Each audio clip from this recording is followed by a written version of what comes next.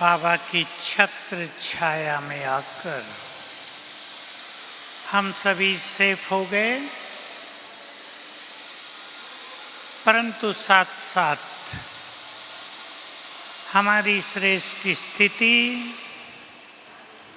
हमारा प्योरिटी का बल हमें और सेफ करता है। सेफ माना सुरक्षित। हमारी स्थिति, बाबा का साथ, प्योरिटी का बल, योग युक्त जीवन, ये चार चीजें हमारी सेफ्टी का आधार हैं। आने वाले समय में इस संसार का जो कुछ हाल होगा, उसमें बाबा के बच्चों को, जो पुराने हैं और अच्छे योगी हैं, वो ध्यान से सुन लेंगे। बाबा के बच्चों को मास्टर विश्व रक्षक बनकर दूसरों की भी रक्षा करनी होगी।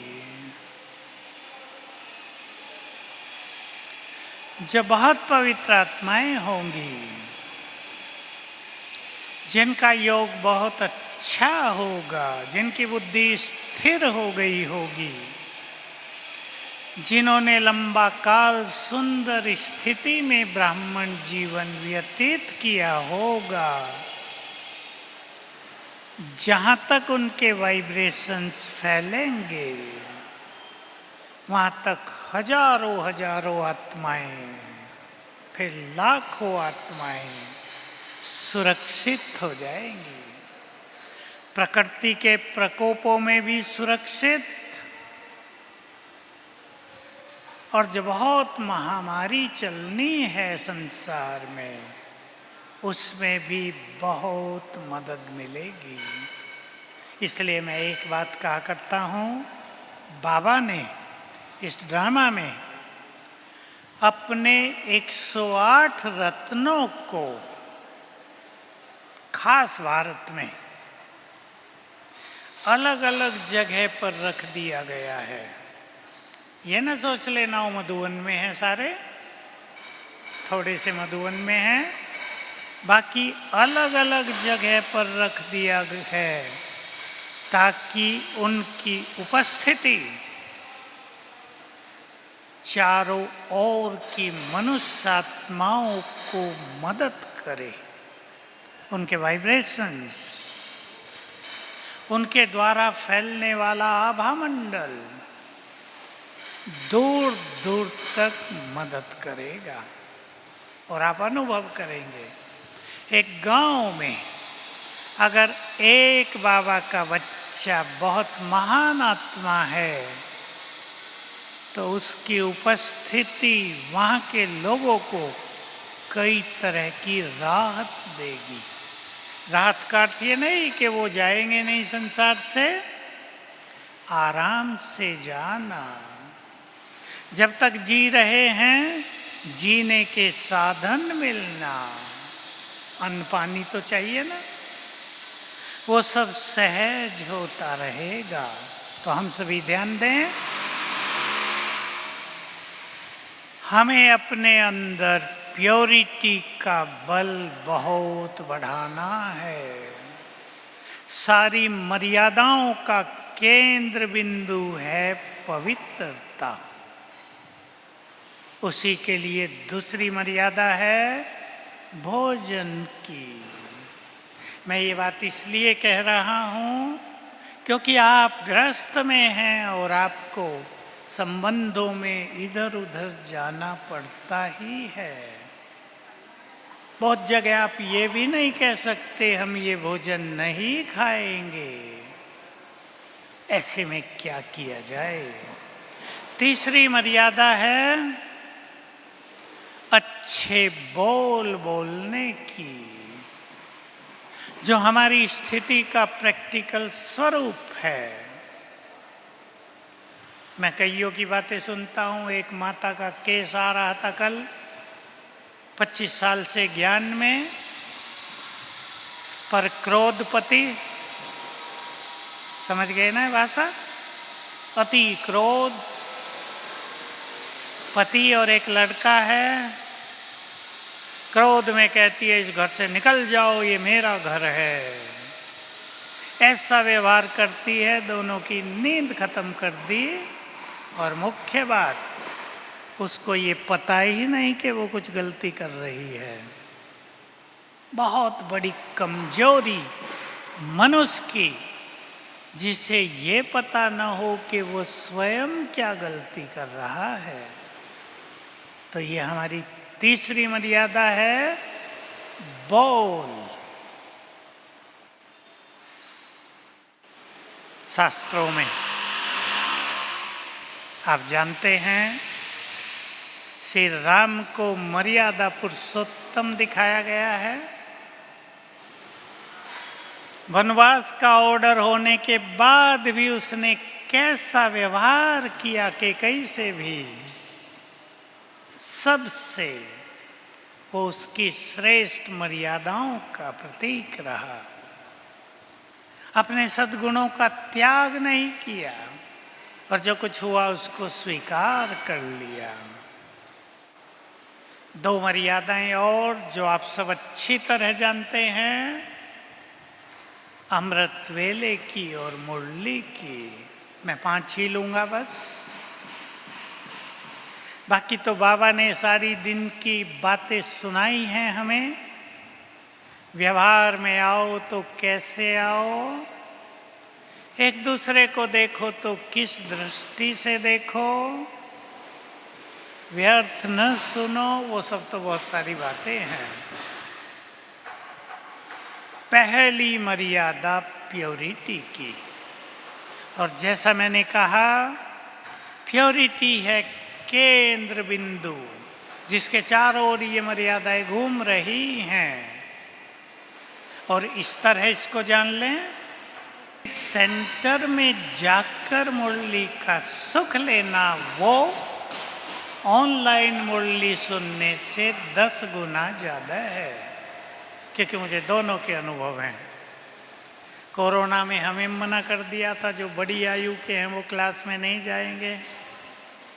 साल हमने टीवी पर मुरली सुनी, हालांकि मैं तो बहुत अच्छी स्थिति में होकर सुनी, लेकिन क्लास में बैठकर योगयुक्त होकर, एकाग्रचित्त होकर, सुंदर वाइब्रेशंस में बैठकर मुरली सुनना, उससे रोज आत्मा में बल भरता है। देखो मुरली से क्या क्या भरता है। मुरली सुखदायिनी है। सवेरे आप वहां जाएंगे, सुख लेकर घर आएंगे। मुरली से विचार महान बनते हैं। आप जिन विचारों से केंद्र में जाएंगे, उनसे महान विचार लेकर घर में आएंगे। मुरली जीवनदायिनी है। आपको न जाने किस बात का समाधान मिल जाए। और मोस्ट इम्पोर्टेंट बात, मुरली जब सुनने हम जाते हैं, बाबा की एक बार की बात बता दूं। अव्यक्त बाबा ने कहा, बाबा ऊपर बैठकर बच्चों को देखकर खुश होता है जब सवेरे सवेरे 6 बजे, 6:30 बजे बच्चे डायरी पेन लेकर, कोई साइकिलों पर, कोई एक्टिवा पर मुरली सुनने जा रहे हैं। बाबा को भी लगता है इनका मुरली से कितना प्यार है।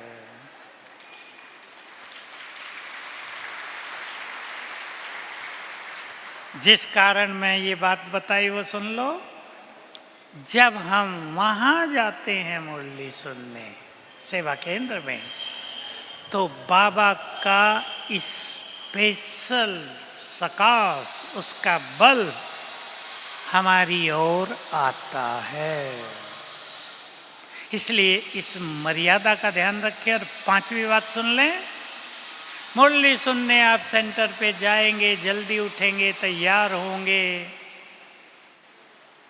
और नहीं सुनने जाएंगे तो लेटे लेटे ही सुन लेते हैं, टीवी पे तो चल रही है ना, खाते खाते सुन लेते हैं, नहाते नहाते सुन लेते हैं, सुस्ती आएगी। ये बहुतों के अनुभव हम भी देखते हैं और आप में से भी हजारों के होंगे ये अनुभव। चुस्ती। अमृत वेले की मर्यादा पे आ जाएं।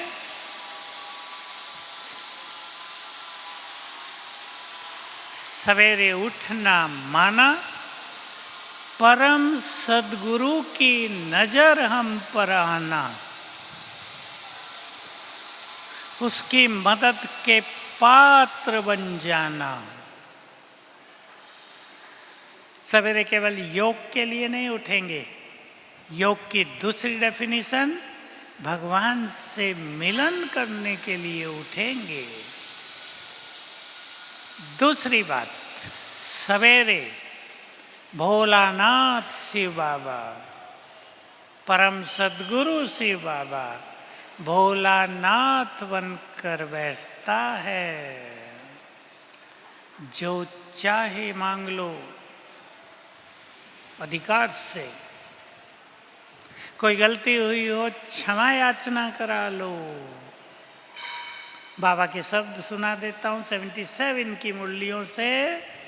उस टाइम तुम बाप को रिझा सकते हो, रिझाना हिंदी शब्द है, मना सकते हो, क्षमा ले सकते हो, विजयमाला में आने का वरदान ले सकते हो। भोलानाथ प्रसन्न होकर बैठा होता है। आगे चलें। अमृत वेले रोज हमें सुंदर स्वमानों से आत्मा को सजाना है। दूसरे शब्दों में, सवेरे उठते ही पहले 3, 4, 5 मिनट में ही आत्मा को, मन को सुंदर विचारों से चार्ज करना है। और अगर आपने सवेरे सुंदर विचारों से खुद को चार्ज कर लिया तो जीवन चार्ज हो जाएगा। चार्ज माना शक्तिशाली, डिप्रेशन से मुक्त, मानसिक रोगों से मुक्त। जिनको कोई भी मानसिक रोग उभर रहा हो, किसे कहते हैं मानसिक रोग? नींद अच्छी नहीं आती, ध्यान से सुन लेना, ये बढ़ रहा है। एक चिंता हो गई, हटती ही नहीं है। सामने चित्र भी लगा है, बच्चे चिंता न करो मैं बैठा हूँ, फिर चिंता, फिर पढ़ेंगे, चिंता न करो मैं बैठा हूँ, फिर चिंता। मानसिक रोग। एक ही संकल्प बार बार आना, कंट्रोल ही न होना, मानसिक रोगों की शुरुआत। संसार में बढ़ रहा है डिप्रेशन। एक और चीज ध्यान दें जो तेजी से बढ़ती जा रही है, और वो है भय। इस संसार को भय अपने चक्रव्यूह में फंसाने जा रहा है। सब सुन लें, ये सबको हो सकता है। विनाश काल जैसे ही तेजी पकड़ेगा, संसार का हर प्राणी भय से पीड़ित हो जाएगा। इसलिए रोज सवेरे 7 बार, जिसको कुछ नहीं है वो भी करेंगे, 7 बार, मैं मास्टर सर्वशक्तिवान हूँ, निर्भय हूँ। मैं मास्टर सर्वशक्तिवान हूँ, निर्भय हूँ। और अगर किसी को भय बढ़ रहा हो, वो 21 बार लिखेंगे। लिखने से एकाग्रता होती है, इसलिए हम लिखाते हैं। बोलने से बीच में मन भटक सकता है। मानसिक रोगों के कई रूप हैं। एंग्जाइटी कहेंगे डॉक्टर, गहरी चिंता। एक तो मोटी चिंता होती है, गहरी चिंता, डिप्रेशन, मन अति उदास, अवसाद नाम दिया है इसको। कईयों में ये भिन्न भिन्न तरह के रोग बढ़ते जा रहे हैं। YouTube पे हमने इसके बारे में 25 एपिसोड किए हुए हिंदी इंग्लिश में, आप देख सकते हैं। अमृत वेले की मर्यादा सबको पालन करनी है। जो ढीले हैं वो इस भट्टी से चुस्त होकर जाएंगे। माताओं में ज़्यादा चुस्त होंगी, भाई थोड़े ढीले होते हैं। मुस्कुरा रहे हैं भाई लोग, होते ही हैं।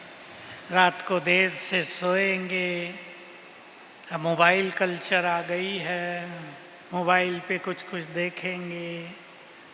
रात को मोबाइल का यूज, व्हाट्सएप का यूज, माना अमृत वेला गया। इसलिए जिसको संगम युग का सुख लेना हो वो आधा घंटा पहले मोबाइल को स्विच ऑफ या फ्लाइट मोड पर रख दो। अपने घर में मर्यादा बना दो। कई माताओं ने बना दी है, बच्चों को भी कहते हैं आप बस 9:30 बज गए, मोबाइल का काम बंद। पढ़ना ही है उनको, ठीक है, लेकिन बच्चे पढ़ते पढ़ते इधर उधर चले जाते हैं। मोबाइल में बहुत किचरा भरा हुआ है। हमारी एक बड़ी दीदी कहा करती है, एक ने तो इसको नाम दिया है ये मोबाइल बड़ा गुंडा है। वो दीदी विदेश में रहती है। दूसरे ने नाम दिया ये बड़ा बदबूदार डस्टबिन है। अच्छी चीज़ें बहुत हैं, हम भी प्रयोग करते हैं। एक सुंदर मैसेज सारे संसार में फैलाया जा सकता है। एक सुंदर क्लास सारे संसार को भेजी जा सकती है। अमेरिका में फ़ोन करना हो आधा मिनट भी नहीं लगेगा। सुख बहुत है, लेकिन मिसयूज, चाकू का भी तो बहुत सुख है ना। मिसयूज कर लो, गड़बड़ हो जाए।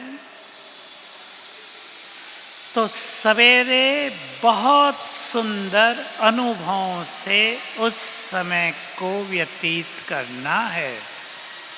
विधि सुन लें थोड़ी सी। बाबा से बातें अवश्य करनी है।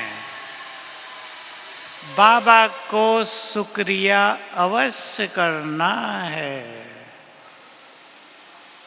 आप में से जो होमवर्क करना चाहें 10, 12, 15, 16 बातें लिख लो जो बाबा से हमें मिली हैं।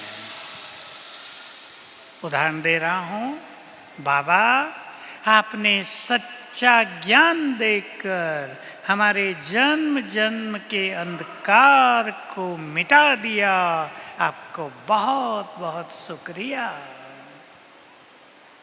आपने आकर हमें सच्ची राह दिखाई, हमारा सोया हुआ भाग्य जगाया, हमें तीसरा नेत्र प्रदान किया, हमें स्वदर्शन चक्रधारी बनाया।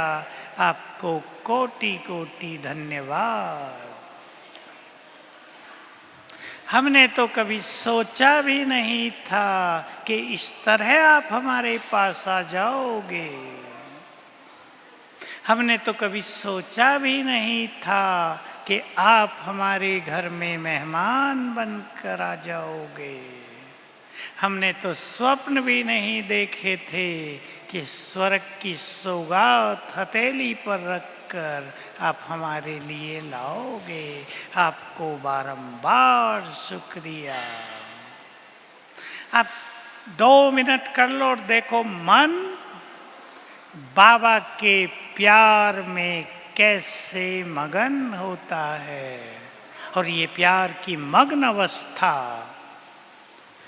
चित्त को एकाग्र कर देती है। मग्न अवस्था का बहुत महत्व है। मन का भटकना शांत, चित्त एकाग्र। और बाबा ने कहा है रोज सवेरे एक बार प्रभु प्रेम में मग्न हो जाओ, चाहे 3 मिनट के लिए ही, देखो आनंद, सारे व्यर्थ संकल्प समाप्त हो जाएंगे। तो सवेरे बाबा से रूरिहान करनी है, शुक्रिया, और बहुत सारी बातें शुक्रिया की, आपने आकर हमें सुख भरा जीवन दिया, आपने आकर दृष्टि देकर हमारी जन्म जन्म की भक्ति की थकान मिटा दी, आपने प्यार देकर हमें दुखों से मुक्त कर दिया, आपका साथ पाकर हमारी जीवन की यात्रा सरल हो गई। आपको कोटि कोटि बार शुक्रिया। आप फील करेंगे बाबा ने मुझे गले से लगा लिया है।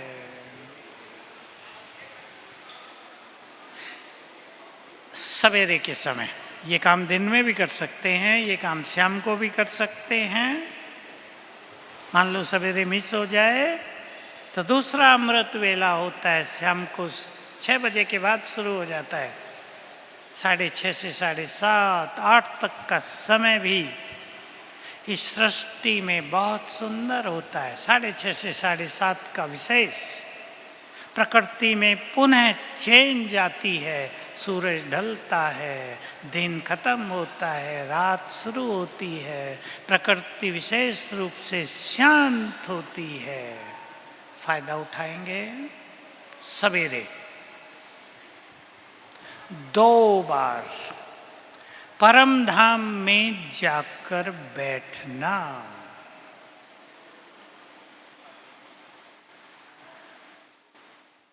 और वहां की गहन शांति को अनुभव करना। इससे आपके अनेक संकल्प शांत हो जाएंगे। संकल्पों की जो मारामारी चल रही है कलयुग के अंत में, बहुत चल रही है। अनेकों के अनेक संकल्प उनको परेशान कर रहे हैं, न चाहते भी आ रहे हैं, क्योंकि जो कुछ जन्म जन्म का भरा हुआ है वो जागृत हो रहा है। समय आ गया है युग परिवर्तन का।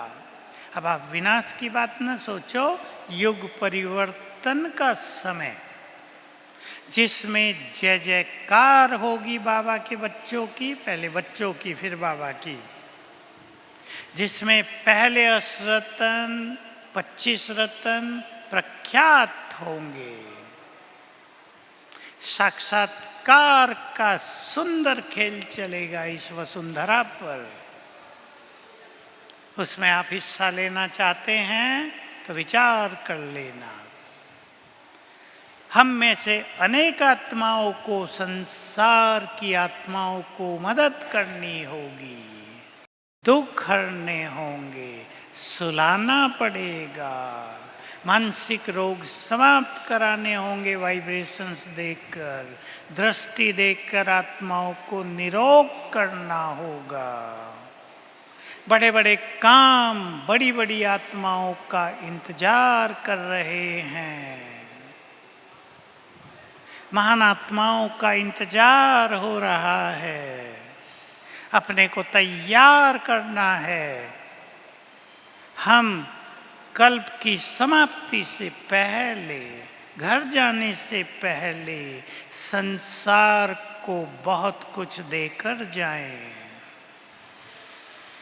ध्यान से सुन ले सभी। बाबा का महावाक्य है और एक ही बार हुआ है केवल। बहुत महावाक्य तो रिपीट होते हैं ना, ये महावाक्य केवल एक बार, सबके लिए नहीं है। जो समझे मेरे लिए उसके लिए है। जब तक तुमने ब्राह्मणपन के कर्तव्य पूरे नहीं किए, तुम घर वापिस नहीं जा सकोगे। जब तक तुमने ब्राह्मणपन के कर्तव्य पूरे नहीं किए तुम घर वापिस नहीं जा सकोगे।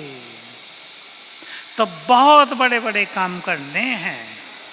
जिनको बड़े काम करने हैं, सोच लो, अगर आप कहते हैं मुझे करने हैं तो व्यर्थ से कोई नाता नहीं। संसार के आकर्षणों से मुख मोड़ना पड़ेगा। अब त्याग भरा जीवन जीना पड़ेगा। संसार में कंपटीशन बहुत हो गया है, लेकिन हमें बहुत चीज़ों से अपने को डिटैच करके महान योगी और परम पवित्र आत्मा बनना ही पड़ेगा। सवेरे 5 स्वरूपों का अभ्यास करेंगे 3 बार। ये सुंदर योग की तैयारी होगी। 5 स्वरूपों का अभ्यास चाहे 5 मिनट में ही कर जाओ, 5-7 मिनट में 3 बार चिंतन के साथ। फिर पावरफुल योग परम धाम में बाबा की किरणें लेना, शांति, शक्ति, प्योरिटी, ये सब सवेरे का प्लान करो। सवेरे का समय सफल तभी होगा जब हमारी बुद्धि में प्लानिंग होगी। मुझे 5 मिनट ग्लोब पर बैठ के संसार को सकाश देनी है, प्लानिंग कर दो। उससे पहले ये तैयारी कर देनी है पावरफुल योग की। तो सवेरे के समय में कोई भी ढीले नहीं बनेंगे। इसके लिए रात का भोजन हल्का, थोड़ा जल्दी खाना। अगर किसी को 10 बजे के बाद खाना पड़ता है तो कम खाएंगे, क्योंकि जब आप 11 बजे खाएंगे तो भूख तो ज़्यादा ही लगेगी, और जब भूख ज़्यादा लगती है फिर कम खाना थोड़ा कठिन काम है ना माताएं। पति कहेगा 2 रोटी और बना दो ना, भूख बहुत लगी है, बनानी पड़ेगी आपको। मैं ये नहीं कह रहा है भूखे सो जाओ, लेकिन 3/4 भोजन कर लेना। अगर देर हो जाए 3/4, 1/4 खाली रख लेना पानी के लिए, पेट तो भरेगा, बाकी पानी से भर देना है। थोड़ा थोड़ा बाद में पानी पीना होता है। तो सवेरे का समय सफल माना जीवन सफल। सवेरे का समय सफल माना विघ्नों की समाप्ति। अंडरलाइन कर लें आप। जिसके घरों में विघ्न आ रहे हों, बीमारियों के विघ्न, कोर्ट केस के विघ्न, पुलिस के विघ्न, बच्चों की ओर से विघ्न, धन के विघ्न, किसी ने पैसा ले लिया हो दे ही नहीं रहा हो, अपनों से विघ्न। कलयुग के अंत में सबसे बड़ी बुरी बात हो रही है अपनों से विघ्न, तंत्र मंत्र के विघ्न, ब्लैक मैजिक के विघ्न। सवेरे ही योग के बाद, चाहे 6 बजे करो, 5:30 करो, विघ्न विनाशक योग सभी को 15 मिनट से आधा घंटा अवश्य करना है। इससे आपका जीवन सेफ हो जाएगा, अनेक विघ्न कटेंगे। और विधि यही है, मैं मास्टर सर्वशक्तिवान हूँ, विघ्न विनाशक हूँ। ये संकल्प 3 बार करके फिर योग, बाबा की किरणें लेना, शक्तियाँ लेना, किरणों के फाउंटेन के नीचे बैठना। इसे अनेक विघ्न नष्ट होंगे, आने वाले विघ्न भी पहले से ही नष्ट हो जाएंगे। मर्यादा है बोल की, कहने की बात नहीं। मैं इष्ट देवी हूं। अगर इस स्वमान को बढ़ाएंगे तो बोल वरदानी हो जाएंगे। मैं तो गृहस्थ की माता हूं, बच्चों को डांटना ही पड़ेगा, पति पे राज करना ही है मुझे, तो बुरा न मानना माताएं, डोंट माइंड प्लीज। पति वही करे जो मैं चाहती हूँ। पति खुश हो रहे हैं, थोड़ा हल्का करो अपने को। अब पति नहीं, महान आत्मा है, भूल जाओ पति है। लोग मेरी बात सुन के खराब समझेंगे। देखा, ताली इधर से बजी।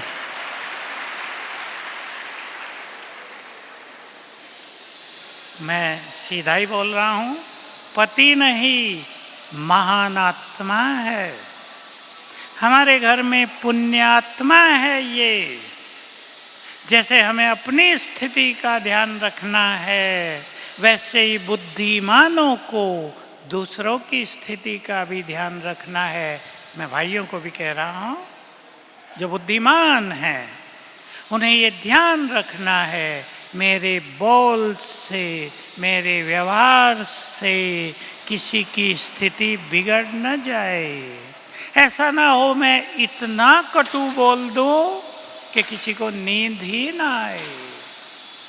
जो दूसरों की नींद खराब करेंगे, बोलो आगे, उनकी नींद, मैं खराब शब्द नहीं बोलता, उनकी नींद सुखदायी नहीं होगी। बुरे स्वप्न आएंगे, डरावनी बातें आएंगी, बीच बीच में उठते रहेंगे। इसलिए बोल, बाबा के शब्द तो आप जानते हैं, मुख से अमृत निकले।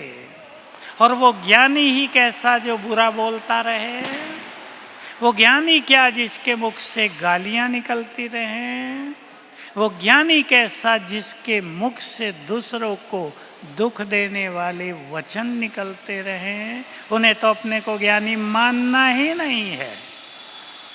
बाबा ने कहा था एक बार, बाबा हंसाते भी हैं और शिक्षा भी देते हैं। कई बच्चे तो क्रोध करते हैं, कहते हैं बाबा बात ही ऐसी थी, अगर आप भी वहां होते आपको भी गुस्सा आ जाता। कईयों की तो गुस्से में बोल की आवाज वतन तक पहुंचती है। पोल्यूशन हो जाएगा दुनिया में। इसलिए हमारे बोल ऐसे हों जिनको सुनकर भगवान भी आनंदित हो जाए। वाह मेरी महान आत्माएं, वाह। हमारे बोल ऐसे हों जो दूसरों के दुखों को समाप्त करते चलें। हमारे बोल ऐसे हों जो मुर्दे में जान डाल दें। समझ गए ना, मुर्दे में जान डालना? सभी ध्यान देंगे, भाई भी बोल, क्योंकि आप दोनों के बोल, क्रोध, खराब बोल और क्रोध आपके बच्चों पर बहुत बुरा असर डालता है। मेरे पास आपके बच्चे आते हैं, बचपन से ही मम्मी पापा को लड़ते ही देखा है। हमारे सिर पे कभी प्यार भरा हाथ पापा ने फेरा ही नहीं है। खुशी गुम हो गई है। ऐसे बच्चों की खुशी गुम हो गई है। जीवन में एक वैक्यूम है, एक मिसिंग है, एक अभाव है। माँ बाप का प्यार बच्चों की पालना है। आप ये ना सोचो आप उन्हें मक्खन खिला रहे, शहद खिला रहे, वही पालना है। माँ बाप का प्यार, उनका दुलार बच्चों के विवेक का, उनके चरित्र का, उनकी पर्सनालिटी का बहुत बड़ा विकास करता है। इसलिए बोल पर बहुत ध्यान देंगे। भोजन आप घरों में तो अच्छा बनाते ही होंगे। एक बहन की कहानी आई, लंबा समय से लहसुन प्याज का त्याग करते हुए अभी किसी डॉक्टर ने कह दिया प्याज खाओगी तो बीमारी ठीक हो जाएंगी, प्याज खाना शुरू कर दिया। भगवान ने कहा नहीं खाओ, वो भूल गई। ऐसे छोटे ज्ञानी नहीं बनना है। नियम माना नियम। आप में से ही कई माताएं होंगी, मैं माताओं की बात कर रहा हूं, जो अपनी मर्यादाओं को तोड़ती ही नहीं, चाहे लोग गाली दें या कुछ भी करें। भाइयों को कहीं जाना है, सात्विक भोजन तो लेना ही है, पर लेना पड़ता है। आप अपनी बहन के पास चले गए, वो कहेगी मेरा एक बार तो थोड़ा खा लो, आप उसके भोजन की इंसल्ट भी नहीं करेंगे। अपने ढंग का भोजन चुनकर, उसे दृष्टि देखकर 7 बार संकल्प करना, मैं परम पवित्र आत्मा हूँ। भोजन संपूर्ण रूप से पावन बन गया। माताओं को भी कहीं ऐसे खाना पड़ जाए, आप अपनी माँ के घर ही गई हैं, थोड़ा बहुत लेना है, इस तरह लेंगे। माताओं को एक बात और कहता हूँ, सबकी बात नहीं है। एक माता का अपनी बहू से बहुत झगड़ा, माँ ज्ञान में बहू नहीं है। किस बात पे झगड़ा? बहू मेरा भोजन छू देती है, और लड़ाई शुरू। अब वो बच्चे ज्ञान में चलेंगे क्या, सोच लो। मैंने कहा अगर बहू के छूने से तुम्हारा भोजन अशुद्ध हो गया तो तुम 2 बार छू दो।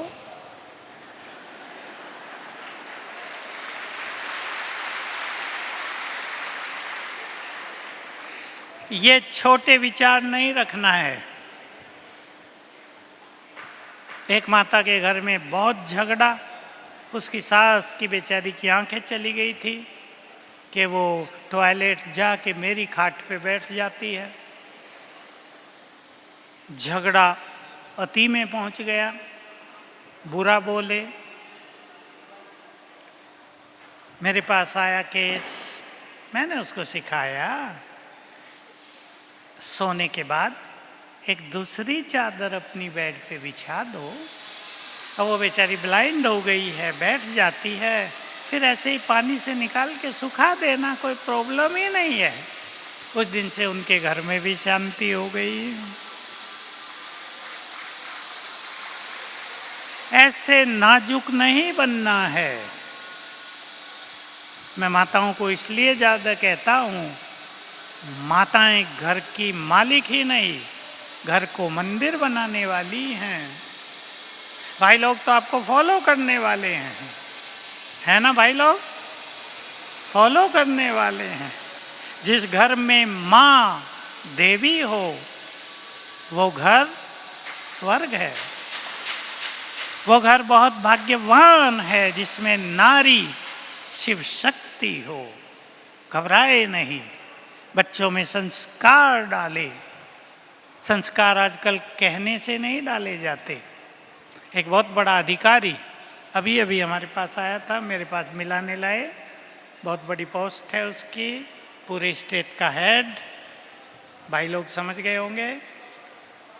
बता रहा था भाई मैं तो पूरा जीवन ईमानदारी से जीता हूँ, कोई करप्शन नहीं, जितना हो सके सबकी मदद करने की कोशिश करता हूँ क्योंकि हेड है।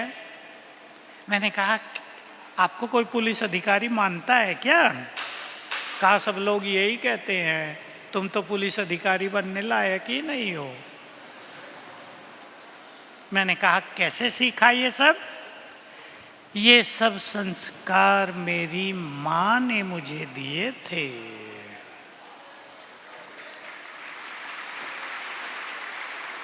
और इतने मजबूत दे दिए कि मैं स्टेट का हेड हूं, तो भी मैं उनसे कोई कंप्रोमाइज नहीं करता।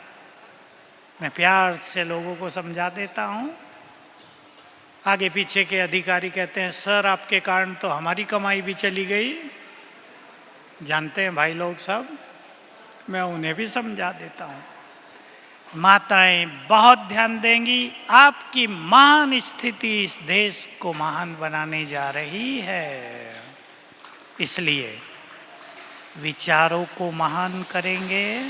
छोटी छोटी बातों से ऊपर उठ जाओ। छोटी बातें हैं बाकी सब। हम बहुत बड़े हैं, हमें बहुत बड़ा बनना है, हमें बड़े काम करने हैं। मैं माताओं को कहा करता हूँ आपके पास तो 2-4 साल में ही लोग आएंगे और कहेंगे हमें 15 मिनट अपने घर में बैठने दो, हमारा चित्त शांत हो जाएगा, हमें अपने घर का पानी पिला दो, हमारा सिर फटा जा रहा है, शांत हो जाएगा, ये समय आ रहा है। इसलिए मातृशक्ति को बहुत महान बनना है और घर घर को ऐसा देवालय बना देना है जहां आकर लोगों को चैन मिले। अब लास्ट बात पर आ रहा हूं, प्योरिटी की मर्यादा। मैं आप सभी को वो सर्वश्रेष्ठ बात भी सुनाना चाहता हूं। आप में से कोई तो उसे अपना ही लेंगे। बाबा ने, ये मुरलियों से नहीं है, ये बाबा के एक संदेश से थी।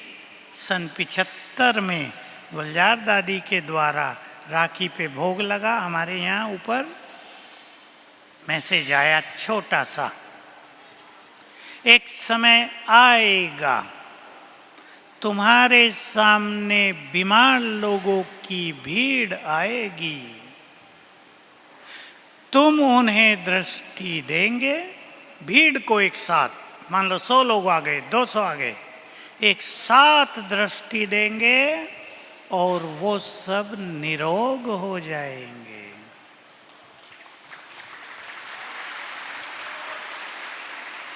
लेकिन ये काम उनको, उनके द्वारा होगा जो संपूर्ण निर्विकारी बनेंगे। पवित्रता से भी ऊंची स्थिति है निर्विकारी, जिसमें कोई भी व्यर्थ संकल्प नहीं, न ईर्षा द्वेष का, न परचिंतन का, न तेरे मेरे का। सर्वोच्च स्थिति है, बाप समान स्थिति है। निर्विकारी आत्मा में वही बल आ जाएगा जो शिव बाबा में है, जो ब्रह्मा बाबा में है। उनकी दृष्टि से वाइब्रेशंस निकलेंगे। इसलिए मैं आपको चिंतन देना चाहता हूँ। सब गृहस्थ वाले बैठे हैं, अपने से बातें करेंगे। गृहस्थ जीवन भोग लिया, अब संपूर्ण पवित्रता की ऊंचाई पे चढ़ना है। गृहस्थ जीवन का जो भी सुख था, मैं आपकी भाषा में बोलूं, विकारों का सुख, वो भी देख लिया। अब मुझे पवित्रता का आनंद ग्रहण करना है। अगर कोई मेरे संस्कार पूर्व के अभी भी याद आते हैं तो 5 स्वरूपों का अभ्यास करना, उसमें से भी एक का करना। मैं देव कुल की निर्विकारी आत्मा हूं। अपने देव कुल को सामने लाना, ये है मेरा स्वरूप। 2500 साल चिंतन की बहुत आवश्यकता होती है। अंडरलाइन कर लें सभी भाई बहने, चिंतन परम आवश्यक है। मैंने 2500 वर्ष देवकुल में बिताए हैं। चिंतन कैसे करेंगे?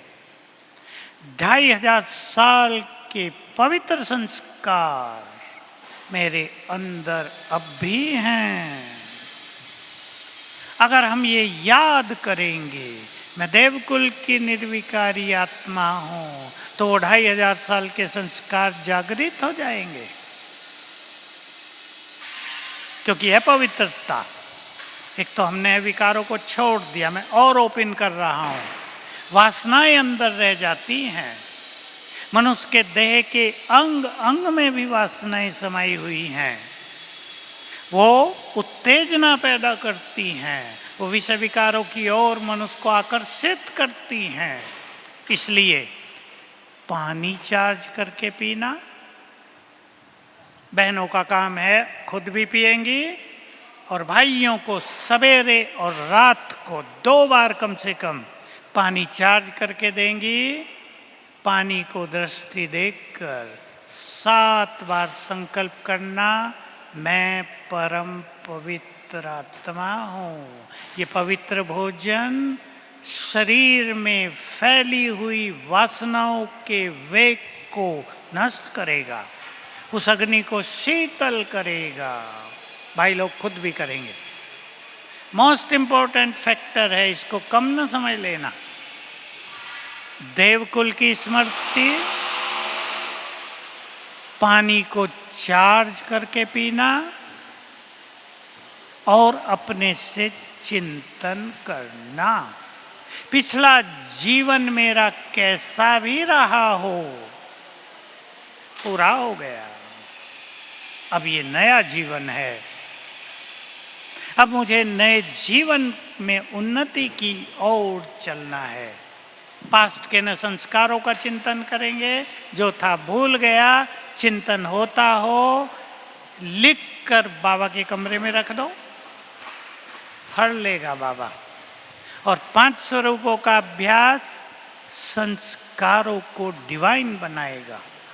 ये 5 स्वरूपों का अभ्यास छोटा नहीं है, ये संस्कारों को बदल देगा। मेरे संस्कार तो ये हैं। माताओं को कह रहा हूँ, मैं इष्ट देवी हूँ। मेरे मंदिर में जाने से ही पापी लोग भी शुद्ध हो जाते हैं। मेरे मंदिर में जाकर मेरा दर्शन करने से अति भ्रष्ट आत्मा भी सुंदर विचार करने लगती है। मेरे संस्कार तो ये हैं। जिनके दर्शनों से मन पवित्र हो जाए, उनके दर्शन, उनका चेहरा कैसा होगा, बढ़ता जाएगा आप ही। तो 2 स्वरूप, देव स्वरूप और देवी स्वरूप। भाई लोग भी ध्यान दें, मैं देव कुल की निर्विकारी आत्मा हूँ और पवित्रता का फरिश्ता हूँ। ये स्वमान आप ले लेना। जिस स्वमान का अभ्यास करेंगे वही चीज़ें जीवन में बढ़ती जाएंगी। आप अभ्यास कर रहे हैं, मैं मास्टर सर्वशक्तिवान हूँ, शक्तियाँ बढ़ती जा रही हैं। आप अभ्यास कर रहे हैं, मैं पुण्य आत्मा हूँ, पुण्य बढ़ते जा रहे हैं। आप अभ्यास कर रहे हैं, मैं विजयी रतन हूँ, विजय की शक्तियाँ जागृत हो रही हैं। तो अपनी पवित्रता को बहुत मजबूत करना है, क्योंकि पवित्र आत्माएं प्रकृति को पावन कर रही हैं। हमारे वाइब्रेशंस को ये प्रकृति तुरंत ग्रहण कर रही है, सेकंड में। हमने सोचा, हमारी स्थिति के वाइब्रेशंस तुरंत फैल रहे हैं। हवा, पानी, अग्नि, पृथ्वी, आकाश, सभी उसे ग्रहण कर रहे हैं। इसलिए जितनी अच्छी प्योरिटी होगी, उतना ही हम प्रकृति को सतो प्रधान बनाएंगे। और ध्यान से सुन लेंगे, उतना ही विनाश काल में प्रकृति हमें मदद करेगी। प्रकृति आपको निरोग भी रखेगी, प्रकृति आपको अन्न भी देगी, पानी भी, दूध भी, चाय भी। चाय की ज़्यादा ज़रूरत होती है ना आजकल, सब मिलता रहेगा। और जिन्होंने प्रकृति की सेवा नहीं की, आज कर्फ्यू लगा, आज ही सिलेंडर खत्म, आज ही कर्फ्यू लगा, पानी काट दिया गया है, टंकी खाली। और जिनकी स्थिति अच्छी होगी, कर्फ्यू लगने के बाद भी टंकी भर जाएगी, तब पानी जाएगा। ये आप चमत्कार देख सकेंगे। तो अपनी प्योरिटी पर बहुत ध्यान देंगे। प्योरिटी का सीधा संबंध राजयोग से है। जितना अमृत वेला योग अभ्यास अच्छा होगा, दिन में भी कोई ना कोई अभ्यास चलेगा कर्मों में, उतना प्योरिटी का बल बढ़ेगा। पर ध्यान ये देंगे कि व्यर्थ संकल्पों से प्योरिटी की शक्ति फीकी न पड़ती जाए।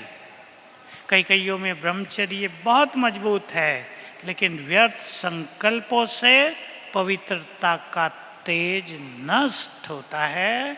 चाहे वो आप व्यर्थ चिंतन करें, पर चिंतन करें, ईर्षा हो, इससे स्वयं को बहुत बचाना है। आप सभी अपने घर घर को मंदिर बनाएं, बाबा का नाम रोशन करें और ऐसा भोजन पवित्र बनाएं, ऐसी स्थिति बनाएं कि आपका सारा समाज आपके पीछे चलने लगे।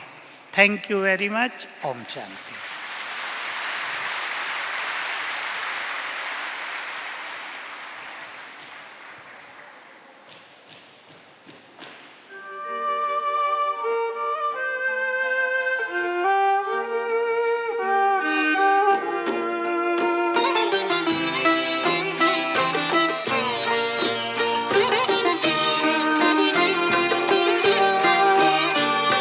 शिक्षाएं और प्यार साथी बन साथ निभाते हैं। मधुबन के वो दिन रात, मधुबन के वो दिन रात, बाबा तेरी याद दिलाते हैं। तेरी शिक्षा